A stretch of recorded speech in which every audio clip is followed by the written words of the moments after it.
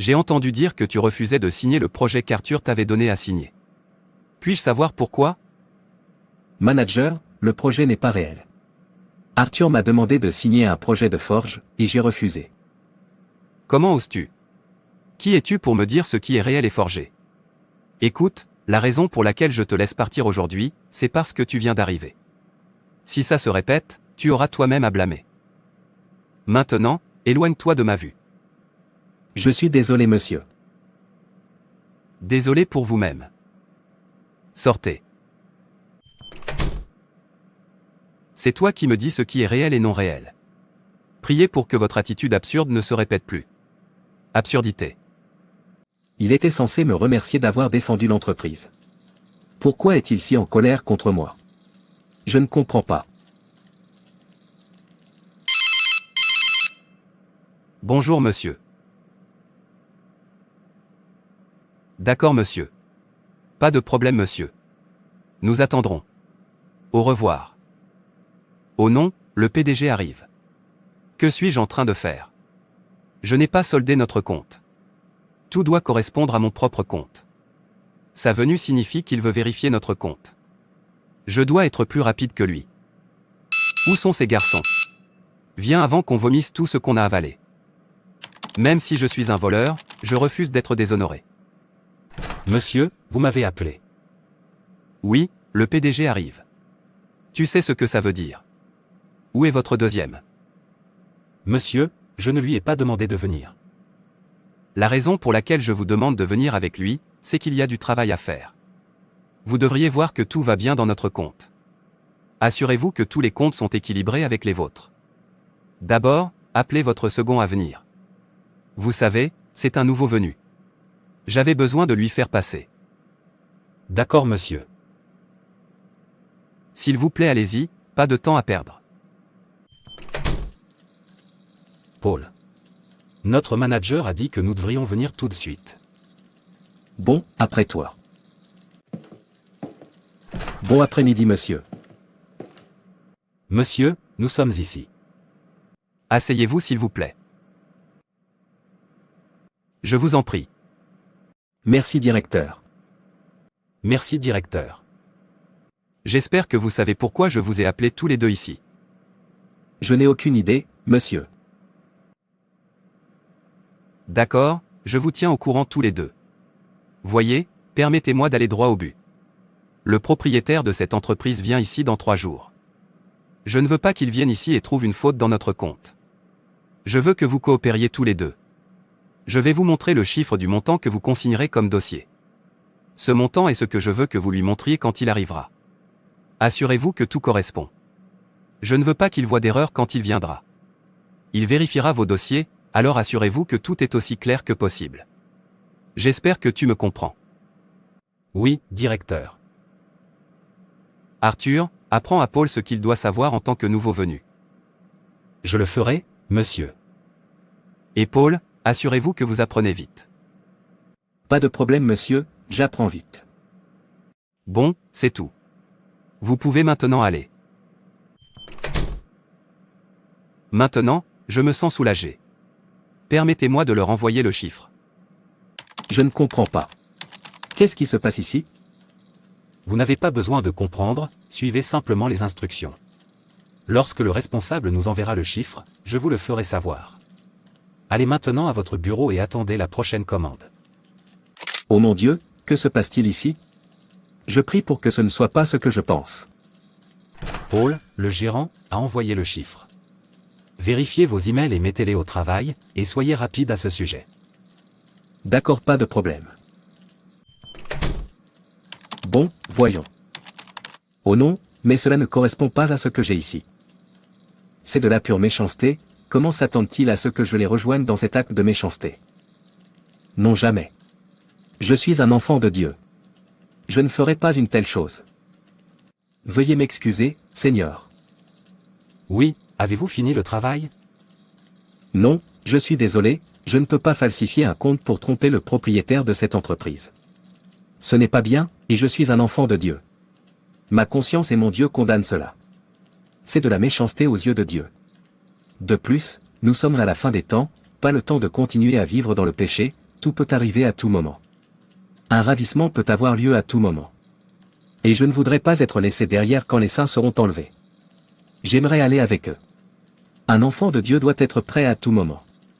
Jésus revient bientôt, pas le temps de vivre dans la compromission, pas le temps de continuer à vivre dans la méchanceté, le mensonge, la tromperie, la fornication, l'adultère, le meurtre, la bagarre, les commérages, le faux témoignage, l'homosexuel, la lesbienne, pas le temps de continuer à voler, non temps de continuer à se tromper. Pas le temps, pas le temps. Le temps que nous avons maintenant est le temps de changer vos voies, le temps de vous repentir, le temps de revenir à Dieu, le temps d'accepter Jésus comme notre Seigneur et Sauveur personnel, le temps de tourner une nouvelle page, le temps de vous rapprocher de Dieu. Il est temps de dire aux pécheurs que Jésus est mort pour eux. Ils ne devraient plus pécher. C'est le moment où nous sommes. Tout le monde devrait faire amende honorable.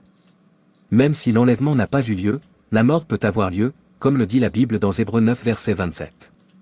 Il est réservé aux hommes de mourir une seule fois, mais après le jugement, où passerez-vous votre éternité? Si quelque chose devait arriver maintenant. L'éternité est si proche de chaque être humain, que ce soit un garçon, une fille, un homme, une femme, un adulte, un adolescent ou un enfant. Vous voyez, notre préoccupation sur cette terre devrait être de savoir où nous passerons notre éternité. Cela devrait être notre objectif, notre priorité et tout ce que nous devrions rechercher sur cette terre. L'éternité n'a pas de fin. Et il faut du bien pour aller dans un bon endroit, le paradis. Il faut aussi du mal et de la méchanceté pour aller dans un mauvais endroit, l'enfer. Où passeras-tu ton éternité? À quoi sert-il à un homme de gagner le monde entier et de perdre son âme? Pensée Y. Ok, je t'ai entendu, tu peux maintenant partir. Merci de me comprendre. Tu veux être un obstacle. Ne t'inquiète pas, je vais m'occuper de toi, gros imbécile. Gestionnaire, il y a un problème.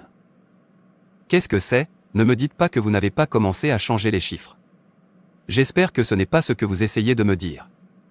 Je ne voudrais pas entendre ça, tu sais comme c'est urgent.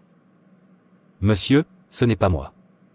Johnny vient d'arriver, veut tout gâcher, il a dit qu'il est un enfant de Dieu qu'il ne pouvait pas le faire. Et qu'attendez-vous pour trouver quelque chose sur sa tête, alors je le renverrai. Très simple.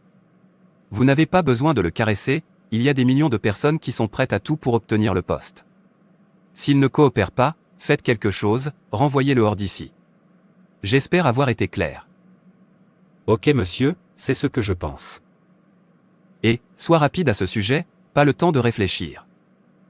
Pas de problème monsieur, je le ferai, croyez-moi. Bêtise, c'est un enfant de Dieu, qu'il aille travailler pour son Dieu. Je vais rester ici et le surveiller, puisqu'il a dit qu'il ne coopérerait pas, laissez-le sortir d'ici, afin que nous voyions de l'espace. Un enfant qui dit que sa mère ne dormira pas, lui non plus ne dormira pas. Dieu merci, il s'en va. J'ai tellement faim, laisse-moi trouver quelque chose à manger. Où vas-tu? Ce n'est pas l'heure de la fermeture. J'ai faim, laissez-moi manger, j'arrive. D'accord, sois rapide. C'est la meilleure opportunité, que dois-je faire, que dois-je faire? Oui, je pense que c'est la chose parfaite à faire. Permettez-moi de supprimer tout le projet dans son dossier, avec cela, il est viré. Oui, j'ai fini.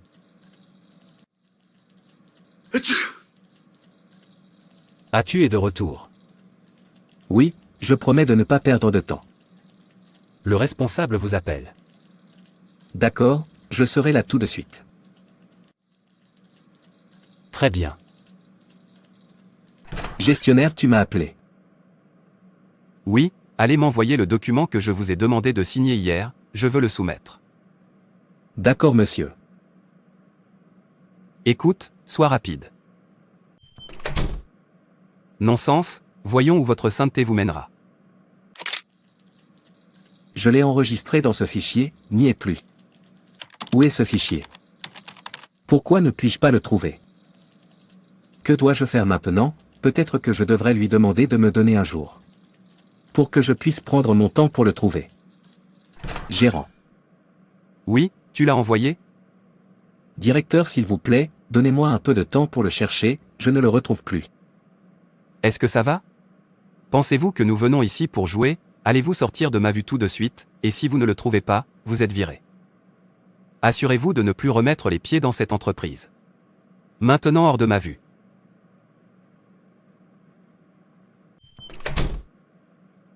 Non-sens, tu es venu mettre du sable dans ma nourriture, personne ne fait ça et s'en aller libre, ça n'est jamais arrivé avant, et ça n'arrivera jamais. Pierre est le Dieu ici. Adorez-moi et restez. Et refuser et se faire virer. Que se passe-t-il? Comment un fichier que j'ai enregistré peut-il disparaître comme ça? Pourrait-il s'agir d'une configuration? Oh, c'est parce que je refuse de les rejoindre, sinon même si j'ai perdu le dossier ce n'est pas suffisant pour me virer, car il a encore le duplicata. L'être humain et la méchanceté. Oh Dieu, regardes-tu, qu'est-ce que c'est que tout ça? Pourquoi suis-je puni de cette façon? Je ne mérite pas ça, ai-je fait une erreur, aurais-je dû les rejoindre? C'est parce que je refuse de te déplaire, bats-toi pour moi. Tu sais à quel point c'est dur pour moi de trouver ce travail. Maintenant je l'ai perdu. Parfois, j'aimerais pouvoir suivre le mal pour être à l'abri de ses attaques. C'est tellement difficile et solitaire quand on veut vivre une vie sainte. Dans votre lieu de travail, vous serez détesté de tous. Dans votre classe d'âge, vous serez rejeté comme un paria, n'ayant pas d'amis. La vie en Christ est trop difficile. Jésus, s'il te plaît, viens vite. C'est trop seul ici. Que dois-je dire à ma famille, qui était heureuse que j'ai trouvé un emploi? Dois-je leur dire que je viens encore de perdre mon emploi? Je ne sais pas comment affronter ma famille. Ils espèrent mon salaire. Maintenant je suis viré. Excusez-moi, jeune homme. Oui, bon après-midi monsieur. S'il vous plaît, je cherche un hôtel le plus proche ici. Le bâtiment derrière vous est un hôtel. D'accord, merci beaucoup, mais permettez-moi de vous demander pourquoi vous pleuriez. Monsieur, j'ai perdu mon travail, ce n'est ni le premier ni le second, cette vie est si injuste pour moi. Pourquoi si je peux demander? Monsieur, c'est parce que je refuse de coopérer avec eux pour créer un faux compte à présenter au PDG de la société Lafarge, qui arrive dans 3 jours, ils m'ont maintenant mis en place et m'ont viré.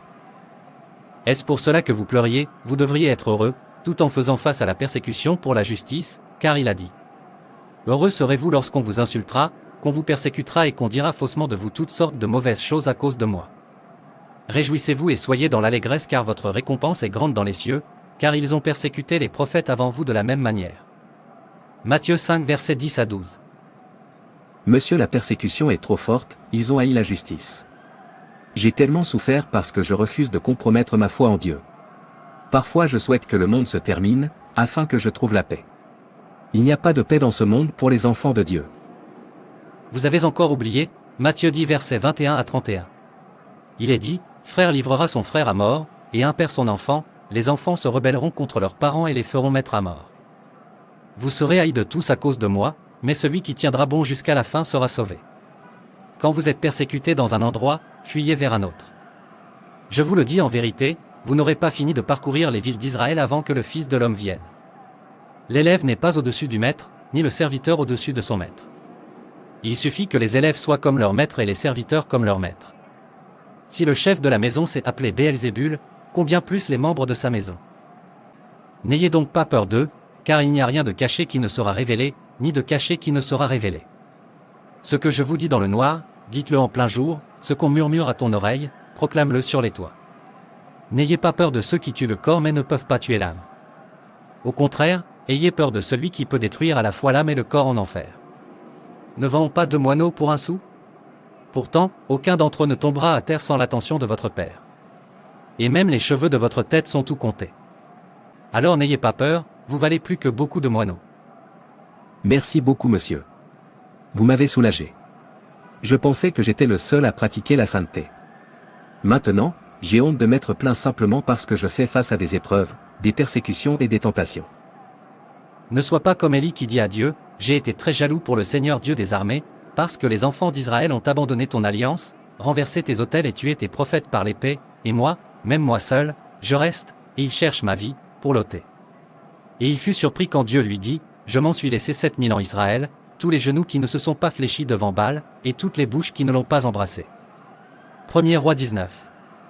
Peu importe ce à quoi vous faites face, beaucoup de gens font face à la même chose, et ils n'abandonnent jamais, n'abandonnez jamais Dieu, peu importe ce à quoi vous faites face. la vie sans Dieu n'a pas de sens, vaut mieux pleurer maintenant et se réjouir plus tard et pour toujours, que de se réjouir maintenant et pleurer plus tard et pour toujours. Merci beaucoup monsieur. Je peux avoir ton numéro. Bien sûr monsieur.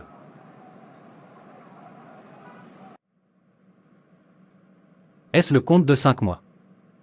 Oui, monsieur. Très bien, appelez tout le monde, j'ai quelque chose à annoncer. D'accord, monsieur.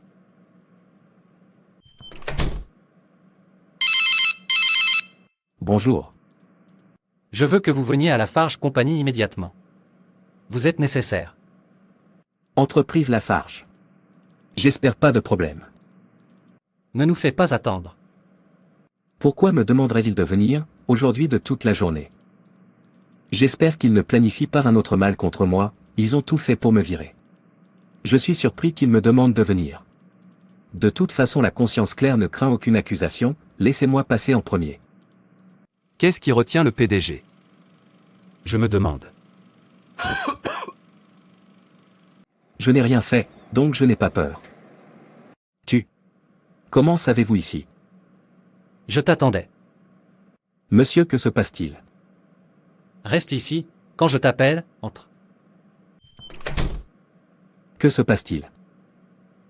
Je convoque cette réunion pour vous présenter le nouveau gérant de cette société. Il sera désormais en charge de tout ce qui concerne cette entreprise. Je veux que vous le respectiez tous et que vous lui obéissiez.